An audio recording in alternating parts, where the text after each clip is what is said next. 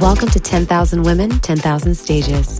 Empowering women like you to amplify your voice, your message, your movement. We believe that if 10,000 new women stepped into high-level leadership platforms, we can transform the industries across the planet. 10,000 Women, 10,000 Stages. And now your host, Narissa Street. Hi, welcome. How are you? I'm good. How are you? Good. So, ladies of 10,000 Women, 10,000 Stages, once again, we're here. We're talking to these fantastic and amazing women who have amplified their voices with success and who are just like you and me, who have a mission, a message, or a movement, and are dedicated to it and understand that they are the experts in whatever industry that they've chosen to move into and do that with grace and with style. And we're really excited today to have Miss Shelah Marie. So can you tell us a little bit about yourself, Miss Shelah? Thank you for having me. Thank you for calling me an expert. Yes. Everyone in some way. My name is Shelah Marie, and I am an influencer and founder of Curvy Curly Conscious. And Curvy Curly Conscious, our mission is simple, is to empower and help create foundations of healing for women of color and specifically Black women. Primarily what we're doing now with Curvy Curly Conscious are international retreats. We were scheduled to have our third annual retreat this summer, but we're moving that to next summer. And we have about 150 women, and we all get together, and it's amazing and transformational, and my favorite thing ever. So I think after all this, we're definitely going to be looking forward to Unruly Retreat, so we can all just take a deep breath and remember what it's like to be around people again. And so, yeah, I started getting social media following primarily on Instagram from sharing my story around depression and anxiety, and pretty much everything grew from there. So interesting that you go from just sharing your story, which we think storytelling is a superpower. Right. So it's interesting that you went from sharing your story, a really real story, and you're healing from that, to something called the Unruly Retreat. So tell me what the evolution was from someplace where you were struggling to someplace where you're like, let it all go, let it loose. Well, I think what's happening now is a great microcosm for Unruly and why I chose that name. There are systems around us that control the way that we experience life all the time. There are financial systems, there's educational systems, there's families are systems, so there's all these structures and systems around us. And what I found is that I was interacting with all of them, and a lot of them were never created for your best benefit in the first place. And so if you try to conform yourself to structures that never were meant for you or made for you, you can feel really out of sorts, and you can feel like something is wrong with you. And that's what I realized. I realized oh, okay, I'm doing all of these things because I'm trying to please this person or this family member or show this level of success or project this identity. And so what I did was I felt that I started unraveling my life. And it was like I started deconstructing and reconstructing who I was and how I experienced the world. And that's unruly. So I'm rebellious. I'm an Aries by nature. If there's any Aries in here, gang. The low frequency version of Aries is I'm going to do what I want. I break the rules because nobody controls me and I do what I want. And it sounds empowering, but it's really not. Because it's coming from a place of pain and trauma, because you're rebelling against things that hurt you and you're trying to protect yourself and you're trying to run away from something. So Unruly Retreat is I want you to examine the structures and the systems around you, but from a position of how can I make these things benefit me? How can I make these things reflect my highest good, my highest self? And that's Unruly. Unruly is really taking away anything that doesn't serving you and replacing it with something that does. And that's where Unruly came from. Because I want you to be rebellious. I want you to look around at what's happening. I want you to pay attention. Like, yeah, it's heavy what's happening right now in the world. I want us to look at it, because if we don't look at it, we cannot change it. Don't look at it, you can't change it. So yeah, first step of what Alcoholics Anonymous or whatever, you have to say, hey, you have to acknowledge the issue. So sometimes, so it's hard work too. Like in our retreats, that's why I balance, the meditation and self-work with turn up at night and having fun, because it can feel heavy and hard. And I think that life's hard enough. Healing shouldn't add on top of it. Yeah. Well, I mean, in thinking of what you're saying as far as, paying attention, when we pay attention, sometimes it can feel really heavy, like everything that's going on right now and even before right now. So you started to pay attention to the things in your life. And as you said, you saw these systems that weren't made for you, right? Mm-hmm. What gave you the courage, right, to tell that story about, okay, hey, the reason why, and I'm making an assumption, please correct me. The reason why I'm feeling the anxiety and depression is because I'm trying to fit into a system that isn't made for me, right? If that's not right, please correct me. What made you have the courage to tell that story?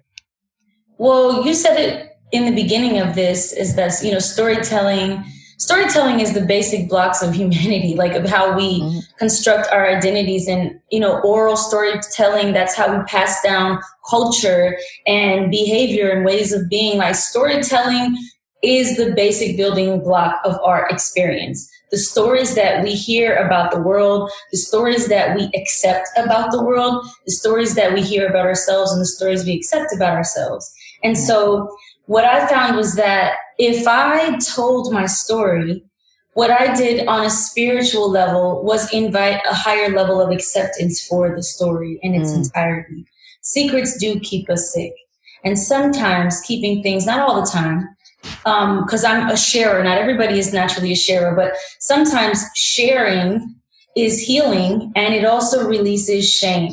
And if there are any women watching this, shame affects us in a very specific way, especially the emotions of guilt and shame, which have very low frequencies between 20 and 40 hertz. And for example, love and joy have 240. So if you're harboring guilt and shame specifically, it stays in our womb and it can create havoc. All types of, energy is the building block of matter. And so it can create physical illnesses, it can create trauma in other areas. So I think it's really important to release guilt and shame. And so me sharing my story was first me releasing that guilt and shame, and then also an invitation for other women too. Me too. I was depressed too. I was anxious too. I thought it was just me. Wait, you have a troubled relationship with your mom? Me too. So it just invited other women who felt that maybe they were in it alone, or they were the only one that had that experience, to realize that no, this is more common and we're in this together. Awesome. So when you started sharing the story, how did you, because you said that you are more of a sharer than others. How do you balance when you're sharing that story, the very different audiences that see the story? That can be very hard. And it makes me think back to when I used to be an actress and professionally act. And they would always say, don't perform for your audience. Make sure that you are in the driver's seat. Performing for your audience is are they happy? Are they liking it? Okay, let me make it this way. This is what they like. There's a balance. You want to acknowledge your audience, absolutely, and playing to the audience for sure. But I've seen performers tank in that way by thinking about what they're going to like, if they're going to like it, trying to meet all their needs. And what I notice is that if you try to create from a place of that, is that you water down your story. And because you can't, there's no way to please everybody. And actually, the more specific you get about your story and the more clear you get about the story, the more your story actually becomes universal, as opposed to the other way around. So for me, I do think about it. It's hard, especially on social media. there are trolls and people will say things, and all my family follows me, all my husband's family follows me. Like, yeah, it's hard. Sometimes I'm very open, but at the same time, the more I accept myself and I stand on my ground and say, this is who I am, this is what I am, take it or leave it, the more people actually do say, okay, I'm going to take it. Like, that's where she is. I know where she stands. Well, and I think that what you're saying is the clarity about who you are. So if you're sharing, and I think what I'm hearing out of that is sharing too early could be a concern as well, because it's not being shared from a place of clarity and, of course, then power. Yeah. So, yeah. Okay. So thank you for that. So in doing those kinds of sharings and things like that, have you found that you've developed a tribe? Mm-hmm. Absolutely. I mean, that's the only reason I'm able to do any of this, is because I have a community of women, mostly just women that follow me. I go to Patreon, or I'm on YouTube, or I'm doing a retreat, or I'm going here, and they really show up. What I notice right now is women have always shown up for each other, though, really and honestly. Women raise each other's children, breastfeed each other's children, help keep each other's household together, bring each other food, care for each other, pass down stories. Women support women. That is, to me, when we're at our highest, that's what we naturally do with each other. And there maybe have been other ways we've been socialized to be pit against each other, but really at our highest, we do naturally support each other. And so what I've noticed is the more that I'm vulnerable, women, it's like, I don't know, they come with they're vulnerable too. And then when we're both vulnerable, that allows a very deep level of connection.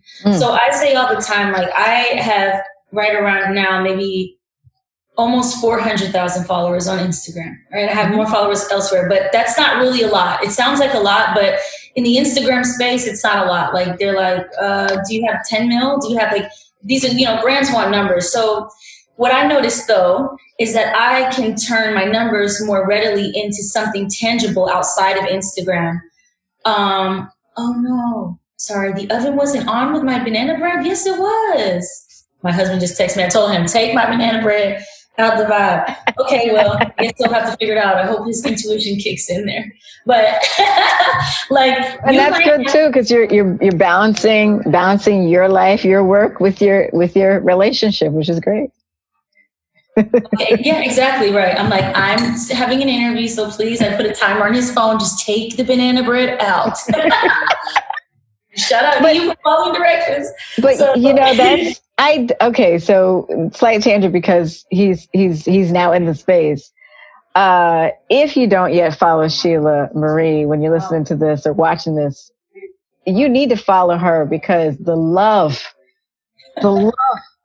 dripping from your Instagram for you two are like couple goals. I'm just going to go ahead and hashtag couple goals, because it's just the authenticness of your journey and your story just blended right into everything. I mean, I think one of the reasons that I'm so delighted to have this really, really intimate talk with you is because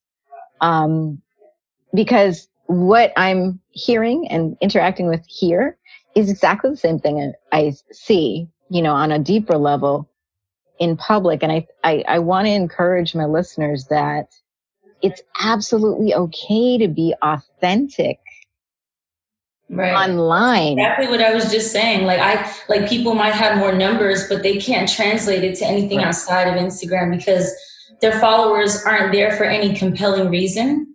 And so I don't even like to call them followers, because I feel like people who support me aren't followers. They they think for themselves. They're just people who seem to attract to my vibe. So I don't know how to be other, though. And there's a downside to everything. I mean, some people, like, I know other, wellness influencers, lifestyle influencers, they can just put out these things, and like their polished Instagrams are perfect, and that's their lane. I could never do that, even if I tried. It's just not me. Like, my whole my personality is I have to be honest and be who I am. And like being who I am on Instagram has actually really served me, because there's been so much fronting and putting on, you know what I'm saying? On Instagram, people have fake bodies and they're pretending that they are their bodies. And, you know, they make it just, there's a lot of facade.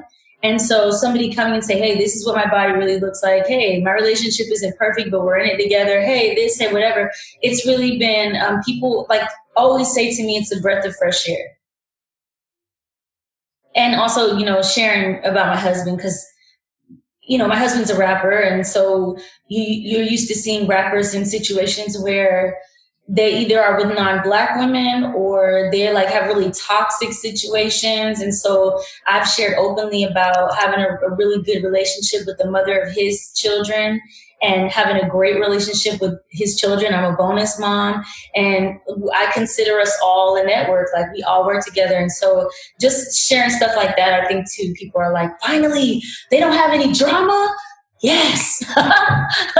Like I seen on a blog, like, one time one of my friends sent me, there's like a bunch of blogs. They talk about people. That's what they do. And somebody was like posting a thread like, please send me tea about Ace and Shelah, please. Where's the tea? I was like, there's no tea. I don't know. I just mind my business. Oh, you're muted. You're muted. There's no tea. there's no tea.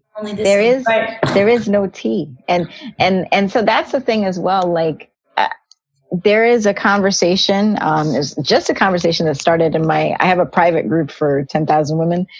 And there was just a conversation we started about high powered women with husbands and no drama. Right. And so there was this whole conversation and they're like, where are they? And I'm like, here's a list. I know a lot. I know a lot. And that's the thing. The thing is that what's being amplified is the drama and not the real beautiful stories about, you Absolutely. know, I'm healed, I'm healing. Look, drama doesn't just fall into your life. You either engage with it or you invite it or create it. And it's like, so even, you know, there have been so many TV shows that have pitched to like over and over again. They like tried to get us in these. I'm like, I would never. Like, I don't care.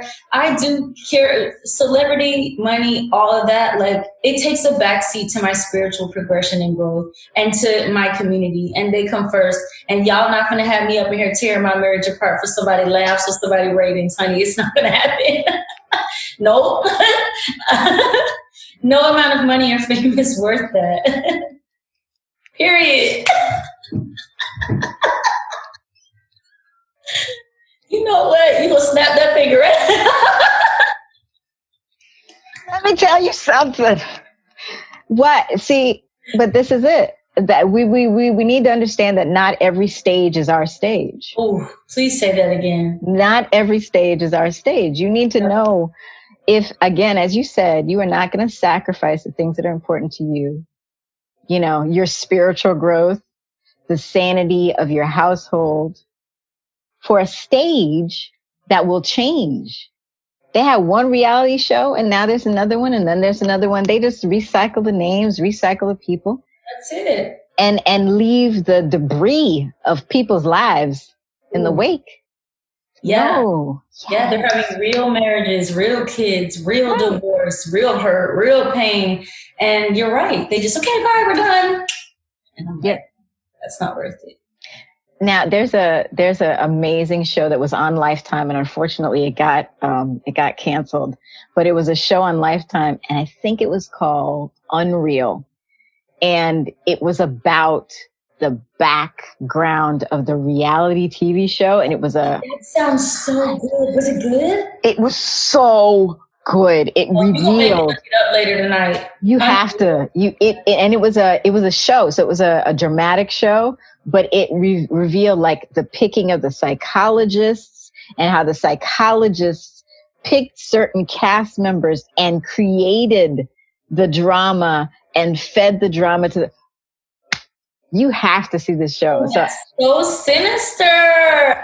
So good. So You know good. It what? was so I think good. you can intersect with these systems. You can, Yes. it can make it work for Right. you, like Cardi did and other people, but Right. you gotta have a certain, like, you gotta know you're gonna get your hands dirty and fighting to get, like, and I just was like, oh, I don't know. I prefer just a very drama-free life. Like, I don't have drama. There's nobody that I have drama with right now. Like, if a situation approaches me or whatever, like, because of my practice, my spiritual practices, I can diffuse it, mainly too because I take accountability. And a lot of times conflict thrives because a person feels like you don't take accountability. You think you didn't do it wrong, it's all your fault. I'll be more than likely, like, when I start a conversation, I'm like, you know, like, even with my husband's mom, there was some, like, riff, and I'm like, hey, I'm sorry if you felt any way.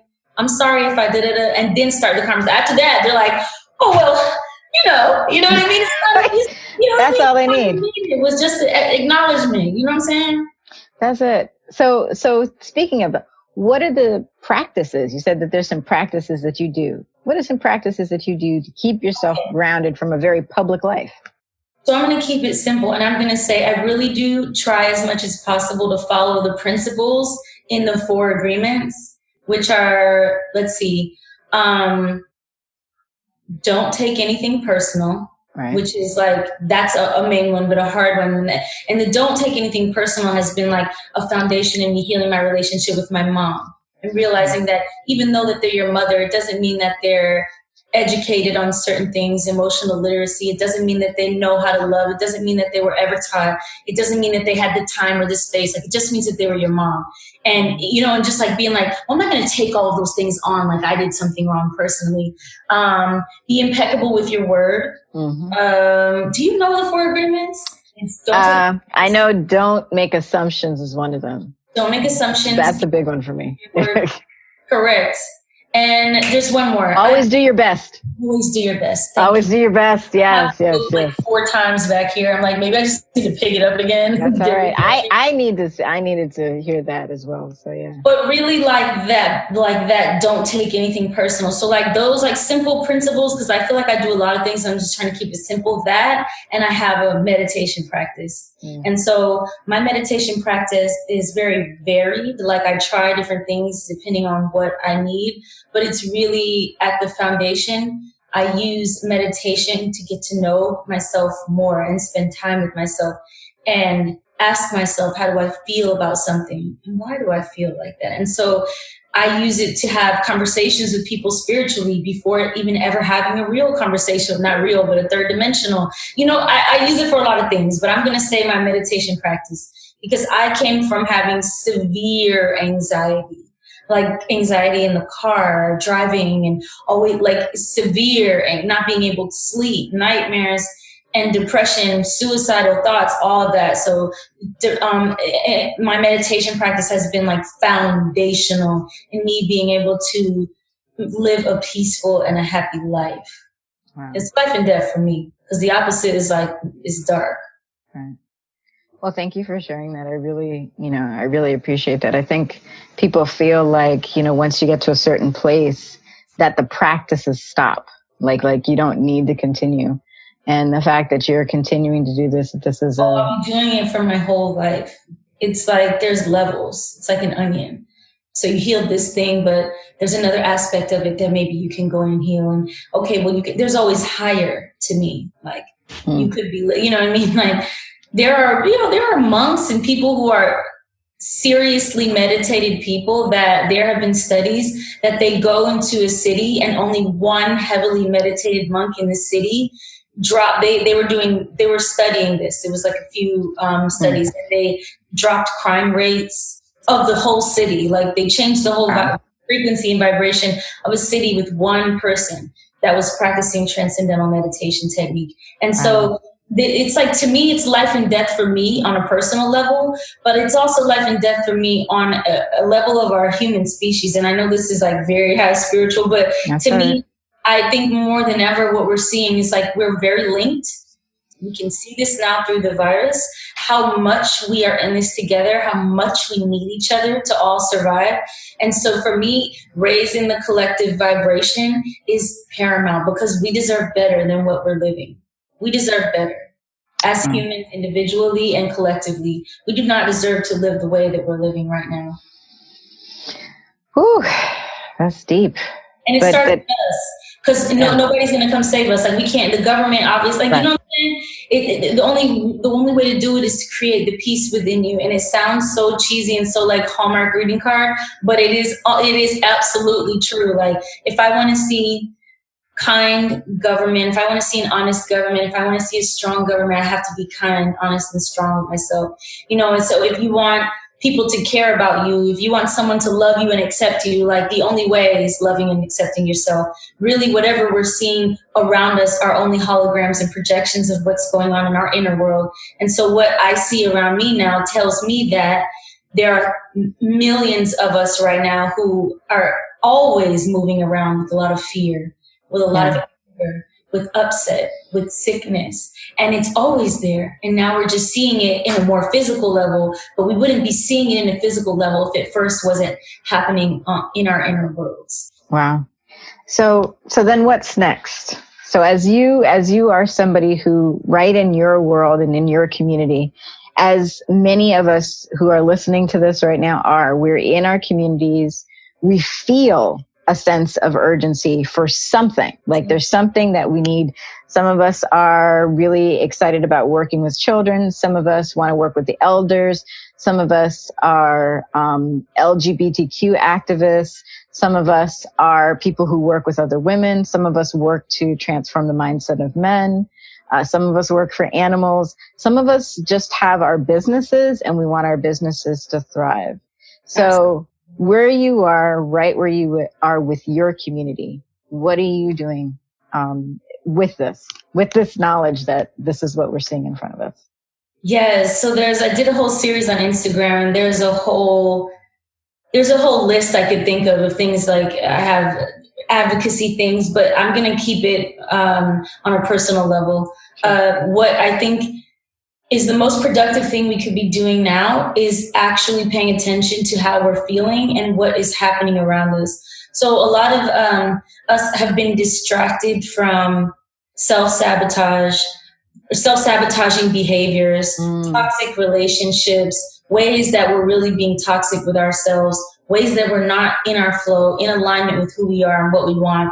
We've been distracted because we're so busy all the time. So in this, chaos is also reorganization. So in this, like, I almost imagine if you're like trying to bake a cake in the kitchen and you can't bake the cake without getting the kitchen a little dirty, and there's like flour and all this stuff in the air. So in this, before everything settles, because there will be a new normal, won't be returning to that normal, will never exist again. But before we get to that, this is the time to decide what you want your new normal to be. This is, like, to me, the thing that is the most powerful thing we could do with our time right now, the most productive thing. How do you feel about your life? What do you like? What do you want to change? Are you feeding your body healthy foods? Do you feel good about, that? How are your relationships? Do you want to be in that one? Do you want to shift? Is there something that you've been procrastinating? What's that thing you said you would just do if you had the time? So that is it, really, is really, really taking inventory of how you are living, because so many of us never do that. We just keep just existing. You're not living. What do you want to do, sis? Do you even want to live in that house? Do you even really like that person? Whatever, do you need more help? Do you want to act like, you know what I mean? How are we behaving with our finances? Are we realizing that, like, wow, I really need to make some changes. I don't really need that cable. I can do Sling TV, or I can do this, taking inventory. And that's funny because that's actually what I'm going to do after this conversation. I have it here. I do yearly, like, relationship reviews where we take inventory on, like, okay, so housework, this, that, and see, like, what's working, what's not. I think that's the best thing you could do right now. Best. Brilliant. Well, this has been amazing. We are going to ask you the series of questions that are inspired by one of my favorite interviewers, James Lipton. Oh, yes. And don't you love him? I love him. I miss his energy. So I will bring his energy into this work. So what's your favorite curse word? Fuck. That's the first thing that came to my mind. But it is. It's just such a meaty one. It is. It's like I said that. Ooh. Okay. So do you have a favorite quote? Ooh. You know what I have written down here? Self-care is an act of resistance by Audre Lorde. Yes. She has so many gems. So many. Goodness. She has some amazing gems. If heaven were to be created on earth, what does it have to have in it? One thing has to have in it. Definitely. Beaches. You have to have beaches. Have to. For my heaven on earth. Gotta have a beach. Yes. I love that. Mine as well. So, any parting words for our audience? I hope that this was valuable. I hope you got something from it. And I'm always releasing different workshops and virtual retreats now and all type of stuff. So if you're interested, you can follow me on Instagram at the Shelah Marie and my company at Curvy Curly Conscious. Awesome. So we're looking forward to hearing more from you. Yeah, I do not interview anybody that I don't personally think is valuable to bring to the audience. You are a delight. Thank you. Thank you so much. I think you are. And shout out to all of the women that watching wherever, whenever. I just think I love women. So I love y'all. Thank you. Thank you for tuning in to 10,000 Women, 10,000 Stages. Share this episode with someone who needs it. Find us at 10,000women10,000stages.com.